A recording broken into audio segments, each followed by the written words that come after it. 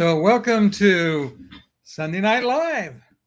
And for those that don't know, she's Cheryl. He's Ken. And we're glad to have you with us tonight. We're going to talk about, we've been talking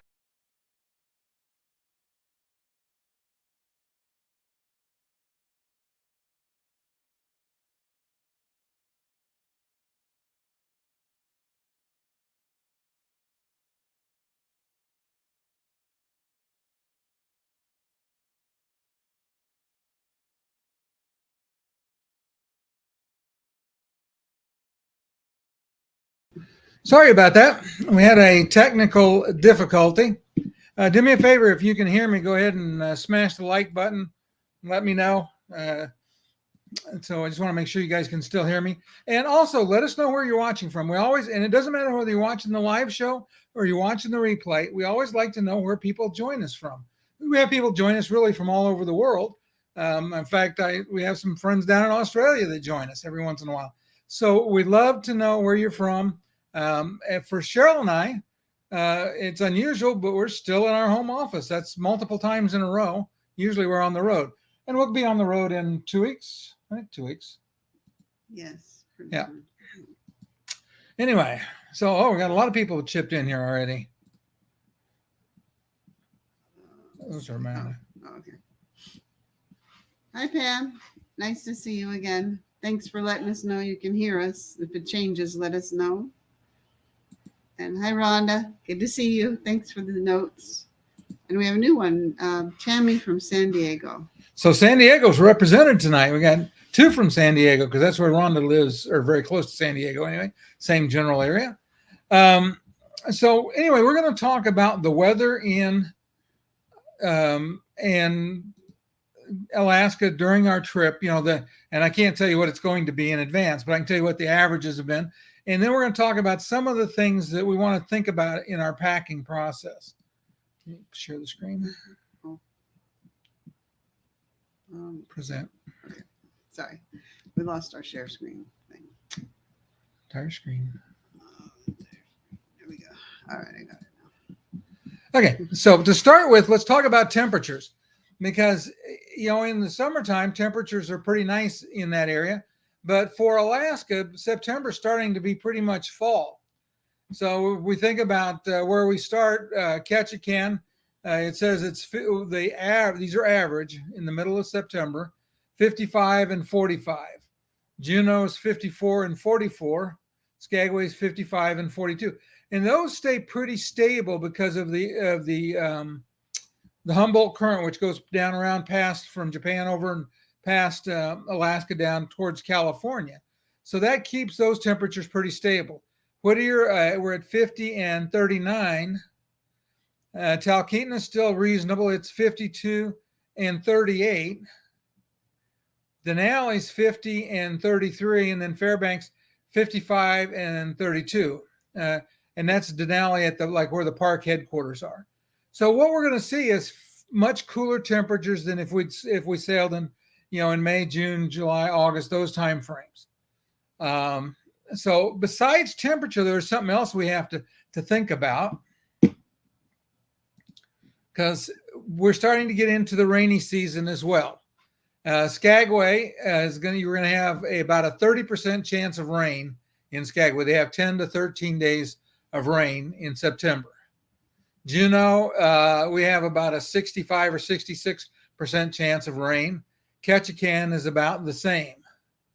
Whittier is pretty close to the same. So we can expect the cruise portion probably to have a lot of rainy days. And so that will obviously affect what we pack. Once we get started inland, though, it starts to dry up. Talkeetna has about 10 to 13 days of rain. Denali's 8 to 11. And Fairbanks is about 5 to 8. So our odds of having really good weather are best in Fairbanks.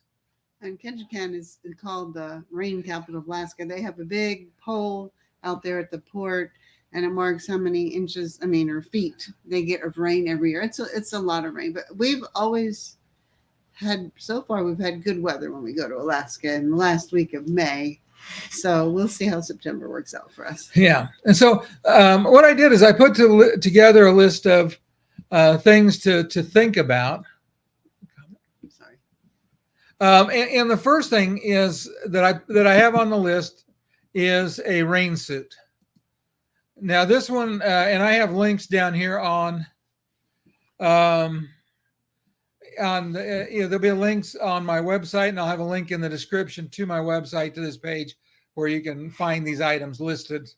And then Pam's from Canada, so she says she's going to like it cooler. I think she's really going to enjoy Alaska. Yeah. But you're going to want something to keep the rain off of you. And part of how much rain suit you need will depend on what you're planning on doing.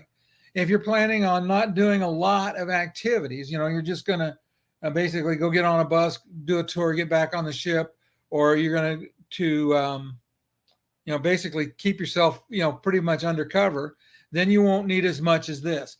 But if you're going to do like in Skagway, if it's a rainy day, there's a lot to see and do in Skagway that you can walk to see and do. But, if you're halfway across town and it starts raining, the odds are pretty good you're going to get wet by the time you get back to the ship. So you want to think about that. And so I have that, but here's another option for you. And we have done this in the past, but this was a rain poncho. It's a little better than average, but not very expensive for a pack of 5 of them. And those work really well if because you can carry them with you easily. And so if you get caught out and you don't have your rain suit on or rain suit with you, you can grab that. I always have these when I travel. Even in the Caribbean, it'll look sunny. 9 o'clock, you get off the ship, and by 1 o'clock, you're in the rain shower. They can really come down. So sometimes it's just always a good idea to have one of these in your handy with you. Yes. But for us, we, like I said, she has that. We got caught in, what was it? Not Punta Cana, but Amber Cove, I think it was, where we got there and it rained on us. A lot. Yes. Heavy. Yes. We got very wet. Okay. This is real similar to one that I have. I have one like this and it goes over a long scooter. It's very heavy. I don't know about if this one's as heavy as the one I have. The one I have is extremely heavy, and it has like a cap that fits over your head, and it's got like a brim on the hat. So it can be a little bit difficult to see if you don't tilt your head back. But it really protects the whole scooter pretty much. And like I said, it is heavy. It takes up a lot of room in the suitcase. But if you have the long type of scooter, you might want this for really heavy rain. Yeah. And then where we used that was we were in the place we've gotten rained on almost every time has been Seward. I had to think about the name.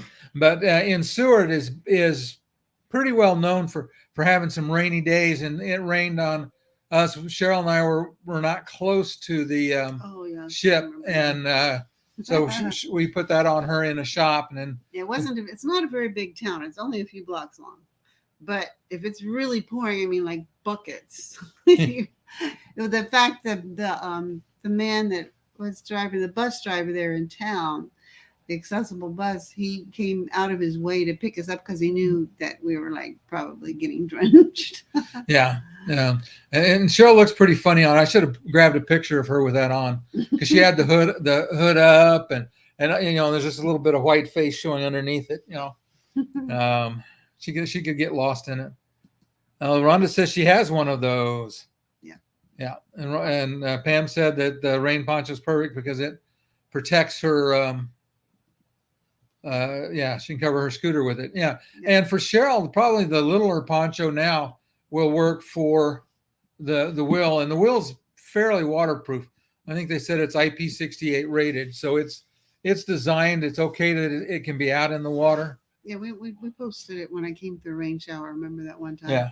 From all the way down the pier. I think that was wherever it was where those parrots were. It wasn't, yes. Yeah, it was in the Dominican Republic, but it was one of those Sunday rainstorms. But so these are things that you want to think about. We'll talk about some regular clothes here. Sorry. Okay. Okay. So let's go to the next thing. One more, or I have like 3 more suggestions. This is a fleece jacket. And the nice thing about fleece jackets, they're pretty good about keeping you warm. When you pair it with a rain cover, then it starts to even improve, and it's going to keep you dry. because the worst thing in the world, is when it's cold and rainy and you get wet, especially if you've got a ways to go. When I was in the Air Force many years ago, it's probably not enough minis, but that's enough. And I used to have to march, and we were down in Biloxi, Mississippi, which you'd think Mississippi's warm, but it wouldn't be. It'd be cold and rainy, and the guy behind you is kicking water under your poncho, and you're returning the favor to the guy in front of you. And you talk about a long, miserable march. It was like, okay, come out soaking wet, and that's not so good. The thing about Alaska is you never really know exactly about the weather, because like the 50, 55 degrees is an average. It can be quite a bit warmer. So you want layers you can take off as you need them. And that's, otherwise, if you have one heavy layer, it might be too heavy, or it's going to be cumbersome. So this works out better. Yeah. And that's what I did, is kind of built together some layers of things that you could wear. I actually reviewed all the suggestions I found on everybody's board about how they, what they wear to Alaska that time of year, trying to make sure that I didn't miss anything. And a fleece was like number one on the list. Okay. Yeah. All right. Thanks, Pam. And this is one other thing that people mention, and I agree 100%. These are just waterproof gloves. And it doesn't really matter what kind of waterproof goes.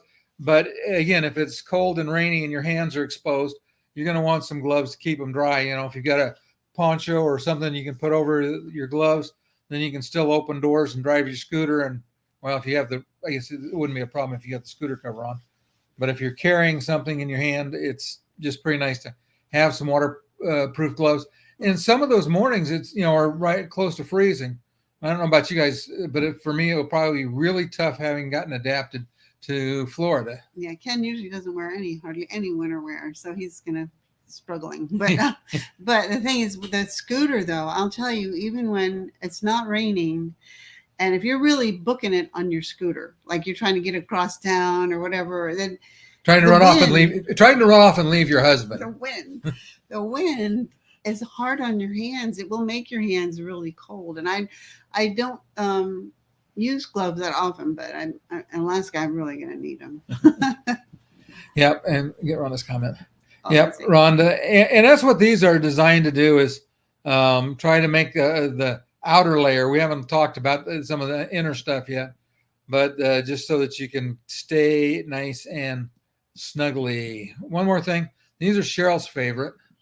These are my Skechers. Oh, I don't think these are there. Are they? Yeah. The ones? Oh, these are my Skechers boots. The great thing about Skechers boots is they're have a really thick foam layer inside. If you have any foot problems at all, like on the bottom of your feet, they'll be a lot more comfortable than many other shoes out there for boots that I've found.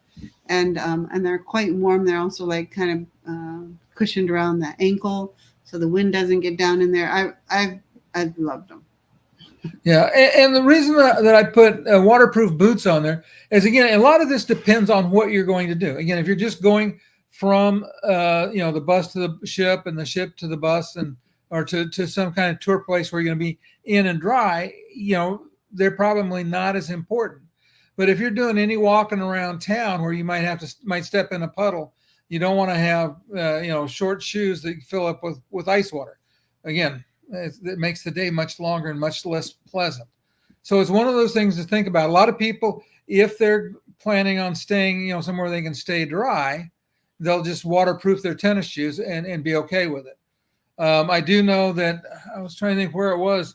One of the places, I don't remember now. I think it might have been I was in Whittier. That's where it was. People were getting off and getting on the train. They still had to go out through the rain to get to the end of the tunnel. We're talking about, and Pam and Rhonda are talking about, Pam said we still want to look good, right, Rhonda? And that's true. You're going to get lots of photos up there on your trip. And Pam says, if you're the fashion police, I may be in trouble. That's true for me too. Ken and I, we're going to be comfortable. We're on vacation. We're going to be comfortable. Yeah. And again, it's one of those things that you think about what you're comfortable with. Underneath all of the top wear, there's a lot of different things that you can do. Most everybody recommended some long sleeve t-shirts rather than the short sleeve t-shirts, because you can take everything off above it and you're still have your arms protected, so if it's cool but not really cold, you're okay. And then everything goes into your backpack. If it's colder than that, you start putting your layers on.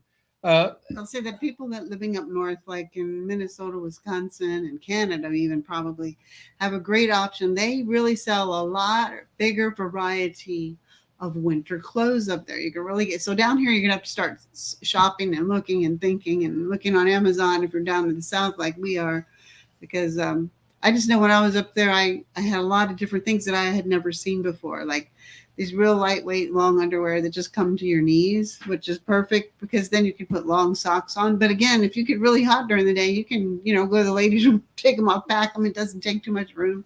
So it's just another way of layering. And I like the long sleeve underwear they have now, is almost silk or silk-like. It's really thin, but it makes a huge, huge difference. Yeah, and I have some of those really thin long underwear as well for layers. Now, when we're on the ship, one of the things to keep in mind is we're going to be 7 days on the ship, 3 days on land. So you can, if I'll double check, but I'm highly certain that on board Princess there's going to be like coin-op laundry. So in our case, what we'll do is that means we can pack a lot lighter and do laundry, sometime pretty close to the end of the cruise, and then we'll have fresh clothes for the trip up to Fairbanks. And won't run out in the middle. Yeah, that's my favorite thing is about the third or fourth day of a 7-day cruise is to turn in some laundry, and then you're good till you get home. Yeah, and you're right, Rhonda. What they had a glacial lake up above Mendenhall that it was like an ice dam, and in past times it hasn't been a problem, but that ice dam gave way today and really tore up the Mendenhall River and people living along the Mendenhall River in that valley out there by the glacier. I would think by the time we get there, it won't, a year from now, it'll be pretty much back to normal, but you just never know. And they could have had a bunch of rain that contributed. I didn't look at their weather, but I did see the news on that. But on the ship, Princess is pretty much long pants at dinner, or a skirt, whatever you're comfortable in. So I will probably, and I'm pretty sure, I will probably take at least one pair of dress slacks and one button-up shirt, and then the rest of it is mostly going to be t-shirts and jeans. That's kind of my go-to. One of the things to keep in mind too is when we go to Glacier Bay, that could be pretty cool and maybe pretty rainy. I know when both times we went, I think, to Hubbard Glacier, it rained on us on the way in or the way out or all the time we were there. And it was cold, and the ship was even cooler because of people running in and out to look at the glacier. It was one of those days when, even though you were on the ship, you still kind of bundled up. Yeah, and just as a suggestion, if you have a balcony, the captain will turn the ship around and point the balcony eventually at the glaciers. So you don't necessarily have to go up and stand outside in the rain. I speak from experience because I did that and I got wet and got my camera. I had an action camera, so it wouldn't matter that it got wet, but it, had drops on the lens. And then I went down to the balcony and realized, oh, I could have just sat here in the dry and done this. So. And Pam talks about, the flooding is bad. Yeah, there's a lot of things going on in the world today. And let's see. And then Pam says, oh, she wears sandals and tank tops with sweaters all winter unless the snow is above my toes. Yeah. And then I guess it depends if this is going to be a damp snow. This is going to be a damp cool. And sometimes, like, I know, like in up in the mountains, like in Colorado, you can have like a dry cool and people run around and get into the hot tubs outside and all that. But when it's a damp cool or windy or rainy damp, then it can feel a lot colder than a dry cold. Well, and I would say this too, Pam was used to it. It always amazed me in Wisconsin, and like in the end of March, starting into April, you'd see people out wearing shorts and tennis shoes with a hoodie on. And I'm like, if you've got a hoodie on, you should probably have long pants on. You look pretty silly. But that was pretty common up there because people get used to, you adapt to the temperature you live in. For those of us that live farther south, like Rhonda and let's see, we had a new guest tonight and I forgot a name, but that's all right. Yeah. Tammy. Yes. I'm sorry, Tammy. Yeah.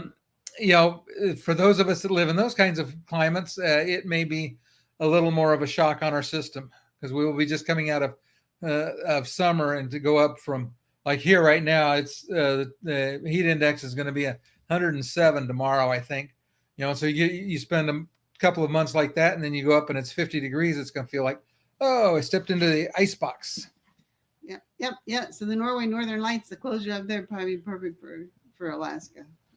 Yeah, and I would say this too. The nice thing is with Fairbanks having, a lot better weather in September than most of the other places. That's where our chance of seeing the Northern Lights are, because at that time of year in September, you start to have enough darkness to have a fairly good chance of seeing the Northern Lights. One of the things that the hotels will do up there for you, and you just want to let the desk clerk know, is if the Northern Lights come out, they'll call you and wake you up. So that you can get outside and see them, so I'm looking forward to it. Either that or I'll have to stay up. Yeah, and it's funny because a lot of people go to Alaska on summer cruises thinking they can see the Northern Lights, but they can't because the sun's out 24 hours a day in June. Yeah. Literally, my son was stationed in Fairbanks, and they played golf all night long. In the summer, they had a tournament. On the 22nd of June, which is the longest day. They would play a tournament, play 24 hours of golf, so you could play the most. Yeah, so we hope we see some lights too. And Rhonda's trip sounds great to Norway. I'm sure she's going to get to see them then. Yeah. I would really be surprised if we didn't. Yeah. In fact, Cheryl and I are talking about there's some cruises to Iceland, and we're thinking about that maybe. Greenland. Oh, Greenland. There's one that goes from Baltimore to Greenland and Canada in it's May, August, and September, but because we have the cruise, May is our only option. So I'm kind of seeing if I can get a few people to go on that with me. Yeah. Not that we like to go on cruises, but we do. Any questions? So let me have your questions if you have any. While you're doing that, like I said, on the cruise ship, in port we'll be in Juneau. And one of the things I had to bring at least 2 pair of jeans, because if you get out and you get them wet, if you're just, yeah. Okay. Rhonda's going to compare them, but if you get 1 pair wet, it'd be nice to have a dry pair to put on. We'll look forward to your opinion on the Northern Lights from Norway. Yeah. You'll have to bring pictures, and we'll let you share them, or you can send me some pictures when you come back, and we will share them on the show. We'll let you, in fact, we'll let you tell us all about Norway on the show. We can invite you in as a guest. Okay. Well, since I don't see any questions, we'll go ahead and call it an evening. I appreciate everybody being here. And again, do me a favor, hit the like button a couple of times while you're watching. And if you're not subscribed, if you're watching on YouTube, you can subscribe by clicking on the subscribe button. It's one of those things that helps me out, and the like button makes YouTube share it better. Yep. Yeah, we definitely, everybody's interested in these Northern Lights photos, Rhonda. So hopefully you get some good ones. Yeah. And anyway, thanks for joining us. Tammy, I'm glad you enjoyed it. Thanks for coming in. We always like to see people join us for the shows. We have a good time with it. And we will see everybody next week. We'll have a show next week. I think we're going to talk about our upcoming cruise, because next week we'll be headed out after the middle of the following week. We're going over to Port Canaveral, and we're going to go on a brand new ship. Well, we've been on the ship once for a very brief 1-day visit, but we're going to go document this ship. We're going to be on MSC Seaside. And for those of you that like private islands, MSC's private island is a very unique island, and we like it. There's a lot of things we like about it. It's very much undeveloped. But if you just want beach, they got more beach than I think any of the other islands. It's beautiful. It's a natural preserve. They've made it so, and the University of Florida is helping them reinstall coral there, and it's going to be fantastic. It's very nice now, but it's just going to get better and better, hopefully. And then Rhonda has a question for you, Ken. When is the booking deadline? Okay, so if you're booking into the group cruise, until we run out of space, and we can't get more space. So we really have quite a bit of time for that. For those that might be interested in going with us, you can put your deposit down and get it back till June of 2024. So basically, up until the time your final payment is due, you can get your deposit back if something comes up to change it. But the thing about it is, if you want a fully handicapped accessible room, it's always better to book early, cancel later if you want to, because I mean, a regular room not a problem, but the other ones is they're going to run out. Let's see, and then we have a note. Moscow, Idaho too. We're short. yeah. All those places up north, especially what would amaze me was the UPS drivers in December were wearing shorts because they get so hot running in and out of buildings. And I was like, oh, wow, that's just really something. And Tammy says MSC's private island is a much safer than going to the Haiti. Oh, yeah. I don't know that I'd go to Haiti, but MSC's private island is totally, there's nobody there but MSC. It's beautiful. It's we've been there several times and we've loved it every time. Yeah, and it's very different. I was just thinking about that because somebody commented on my Bimini video. I'll just talk about it for just a second. Bimini is not a private island, but it's a very safe island, and they have a beach club that belongs to Virgin if they're in port, and then other people can sell excursions to it if Virgin is not there. But the whole island of Bimini is full of beaches. We took a golf cart and went all around the island. Saw some people swimming about 20 feet from a shark, but it was a little reef shark. It wasn't interested in them. They weren't interested in it, but it was just right down at the point. They call it Land's End. It's the far end of the south end of North Bimini. For new cruisers, Bimini is not. It's only 60 miles from Miami, I believe. So you don't have to feel like you're going way out in the middle of the ocean because you're not. You can get there on a fast boat from Miami. So it's a great place to start cruising and see what all these little islands are all about. Yeah. We like that. They have a tremendous beach there as well. The beach club is really nice. That's the only place we've seen in the Caribbean with Moby mats. So you can at least get really close to the water before you have to try to start walking, which for those with limited mobility is very nice. They didn't have beach wheelchairs. That next time I see somebody I can talk to about that, I'm going to suggest that they get that because that would make it, like the perfect place then. But the Royal Caribbean's private island at Perfect Day at Coco Cay is amazing, but it's super developed. Whereas the Bimini's got a couple of pools.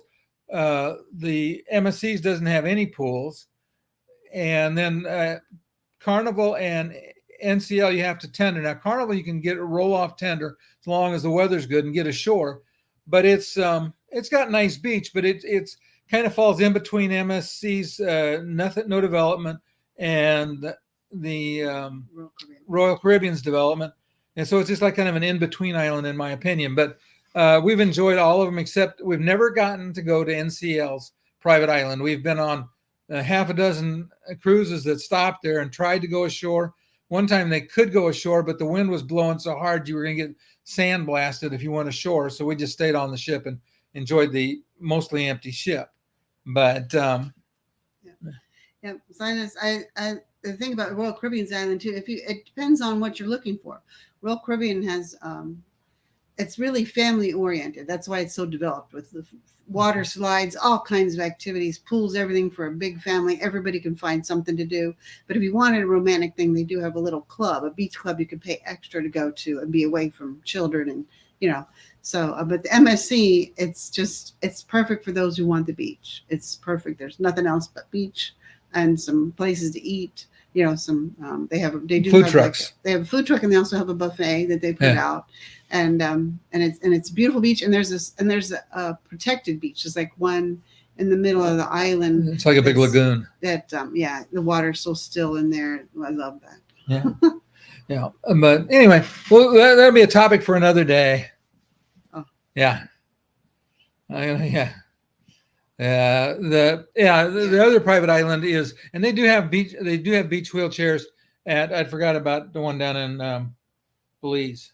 Harvest Key, but they do have down there.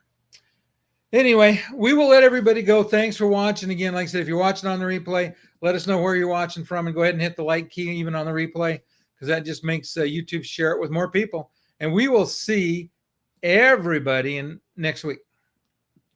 Okay, see you next week. Bye-bye.